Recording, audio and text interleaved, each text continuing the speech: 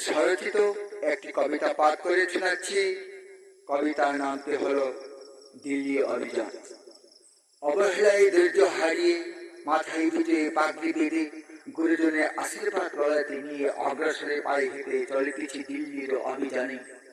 কত বর্ষা আশা নিয়ে গিয়ে শোনাবো দুঃখের কথা, বসে আসে দাঁড়াও ভারতের উচ্চ প্রশাসনী।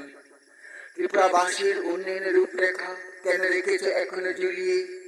সময় উত্তীর্ণ বেঁচে থাকার পর জীর্ণ প্রতিবেশী রাষ্ট্র থেকে লোক আগমনে অস্তিত্ব রক্ষায় নেই কোনো উপায় বেঁচে থাকার সুপ্রবেশী বিদেশির কারণে। অক্ষম উৎপাদনে খাদ্যশস্য নেই কোনো জায়গায় চাহিদার প্রয়োজনে। পথে কাছে গ্রামগঞ্জে বেশ যাচ্ছে জনস্রোতের জোয়ারে। হৃদয় মায়া দয়া সর্ব ছেড়ে কেড়ে নিয়ে ব্যস্ততায় যা আছে সর্বহরণে। কোনো কি নেই উপায় প্রবেশে ভারতের সীমায়, প্রতিরোধী ভারতের সংবিধানে।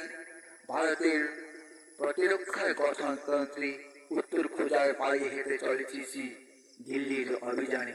নমস্কার।